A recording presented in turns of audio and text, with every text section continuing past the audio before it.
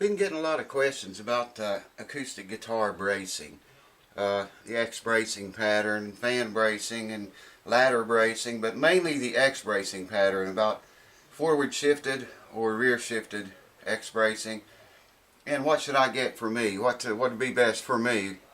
That's what we're going to talk about today.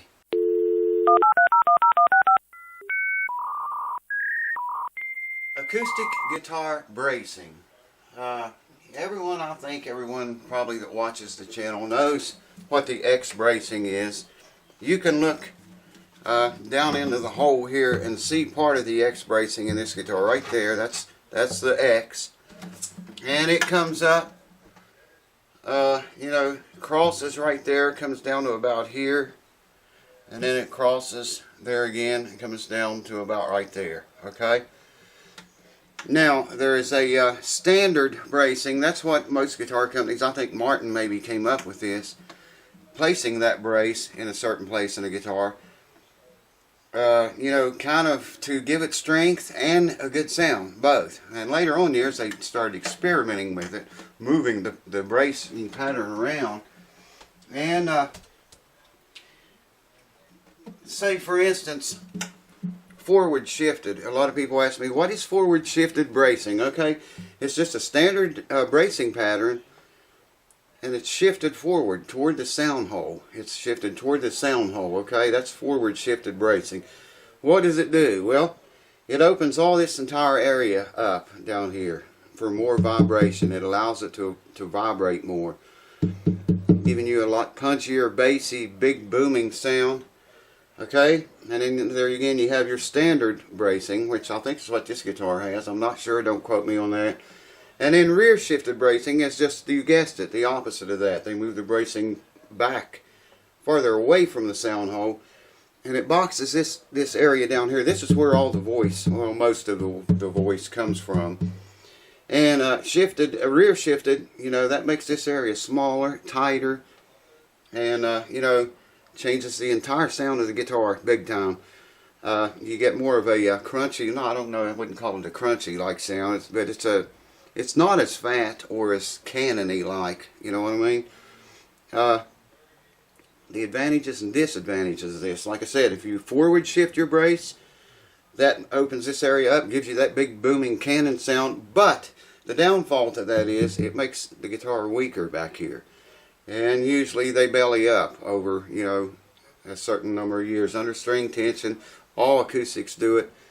Forward shifted bracing probably is going to do it before anything else will. Now, if you have it rear shifted bracing, you're actually making this stronger back here. And a lot of cheaper builds do that for strength. They're not really don't care about the sound, though some of them do sound good. But by moving it back like that, you're really strengthening this up. And I mean, we're just talking a little bit of movement. The center of this X brace in this guitar, I can see it there. It's about right there. Roughly, right in that area, okay? If you move that up a ½ inch, it's going to completely change the sound of this guitar. If you move it back a ½ inch, there again, totally different from standard bracing. A lot of cheaper guitars, and I'm not knocking cheap guitars because some of them sounds good, but a lot of them, people ask me a lot, why do harmony guitars and K guitars and Sigma guitars and just lower end ones, why do they hold up so long? And here you have Martins and Gibsons that just fall all to shit, a lot of times within only a few years. And that's the reason, because those cheaper guitars they use a heavier bracing, which is takes away from the quality sound. But every now and then they'll get it right, and then they'll come up with a booming sounding fine guitar, even with the heavy bracing in it. Plus they usually shift the bracing back, rear shifted, which strengthens this entire area back here. And they hold up good over time. I mean, they're built like a friggin' tank usually. And that's one of the reasons that cheaper guitars last so long with lesser work than a very expensive guitar does. A very expensive guitar, they're going for quality sound, okay? They tap tune that top, okay? Usually to around A440 standard pitch. They don't back up. Let me get my shit together. They don't tap to it to that. Tap tune it to that. They tap tune it so it will resonate best at that frequency and around that frequency. Now you can have custom guitars built, tap tuned to whatever you want. You know, if you want it tuned to a G instead of an A, tell them to do that. They can do it. Cheap guitar builders, I don't think, do that. None of them, I don't think, do it. So yeah, the bracing, another thing people ask about a lot is scalloping braces. What does that do? Well, all it is they remove material from the center of each strand of that X. Okay? There again, lighter bracing, better sound. Cheap guitars have heavy bracing, that's why they last. Lighter bracing, the guitar sounds better, but you're really weakening the top here. And under string tension over years and years, you know, that usually ends up with a big belly back here, or the bridge lifting or whatever, you know, because it's so hollowed out, so to speak, back here. But that's what scallop bracing is. They go in there and scallop the X brace.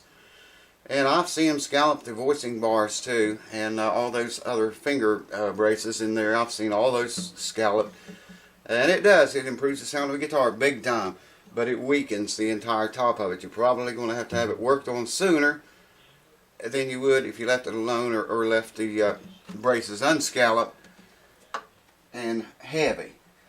So that's why cheap guitars usually last a very long time as compared to $6,000 Santa Cruz, which in 10 years probably is going to need a lot of work done to it if it's not been properly maintained, for one thing, and taken very good care of, you know. Plus, cheap guitars are usually not drug all over the globe into different climates and different settings, being played every night like more expensive guitars do. People buy the more expensive guitars and drag them all over the country playing music, and those guitars take a beating, you know. And you find an old cheap Harmony or whatever in a closet. Oh, whoa, this thing's 50 years old. It's flawless, you know. Well, sure it is, man. It's built like a friggin' tank. It's not going to sound like a Santa Cruz, but it'll probably hold together better than one. So that's all I can think of on the bracing thing here. Just so many questions, man. I can't remember them all. Woo! But I hope that answers some of the questions about the bracing in acoustic guitars and scalloping and heavy braces or light braces. Now, when it comes to what bracing pattern is good for you, it depends a whole lot on what you play and how you play. If you're a heavy-handed player, or if you just touch the notes out, play very light-handed, the type of music that you play, you know, that contributes to what would fit best to the kind of music that you play. There again, you have fan bracing. That's what all do. You see guitars with braces running all the way. I don't know if you can see the guitar or not. I can't see the camera. If you've seen guitars that have braces that run, you know, like this, a whole bunch of them usually, that's fan bracing. Ladder bracing is just horizontally braces across, like on the back of a guitar. Normally you see that's ladder bracing. Dreadnought guitars usually, or almost always, they are always X braced. And like I say, I think Martin invented that, came up with it. I don't know if Gibson uses the same measurements as to where to set that X brace, or they probably have their own configuration for that, I would assume. And it's probably different from Martin too, I would assume that. I don't know that for sure, so you guys can do the homework on that and tell me if you find out. It'd be interesting to know. But hopefully that answers all the questions that I've been asked about acoustic guitar bracing. That's all I can think of right at the time. Scallop bracing, why? Yes or no? Depends on, you know, you and your playing and what you want the guitar to sound like. Forward bracing or forward shifted bracing. Damn, I can't talk tonight. Or rear shifted bracing. There again, depends on what you want the guitar to sound like, what kind of music you play, if you're heavy-handed, light-handed. So many things contribute to what you like. And I always ask a lot, what do I like? I like forward shifted bracing. That's, there again, just as I showed you already, That's moving the entire bracing system toward the sound hole. That's forward shifting. Opens this area up for a great big booming sound. And that's what I like. But, you know, there again, the problem is you have to work on your guitar probably a lot sooner and a lot more than you would if you had standard bracing or rear shifted. I hope that helps. I can't think of any of the other questions right now. Hopefully I didn't miss any. If I did, ask them in the comment section. I'll try to answer them if I can keep up. Cheers. Thanks for watching. I hope this helps. Oh, one more thing. Check this out. There you go. You can't feel it so much anymore. You can still see it, but you can't feel it. You know what? I was thinking today, when I was buffing that out, I was thinking, you old subscribers that have been here a long time know about my airbrush bloating up last year, a year and a half ago, whenever it was. Now my buffer motor burned up. I don't have a buffer either. But I was thinking today, and it's dangerous when I think, but I was thinking today, if I had a brush, airbrush that I could trust, I've got two, but I wouldn't do a job like this. But if I had one I could trust, and I had a good, decent buffer, or a new one, I'm going to get another one. After all the shit this guitar's been through and the owner, you know, I would at least refinish the entire top for him for free. I would just say, dude, I'm going to throw this in for you. Here it is. Strip the old lacquer off of it and recoat, respray it. I would do that for the owner for free, just because of all the drama this guitar has caused across the internet. But I don't have, you know, I would fix that and make it invisible if I had that stuff. I'm going to get it again. I had it before, wore it out. I'm going to get it again. I'm not crazy about doing finish work, but yeah, like I said before, I do it when I have to. Anyways, we're going to glue the neck on this puppy. Probably be the next video. Or you might see this one before I glue. Well, obviously it's not on now, but cheers. Thanks for watching. Woo!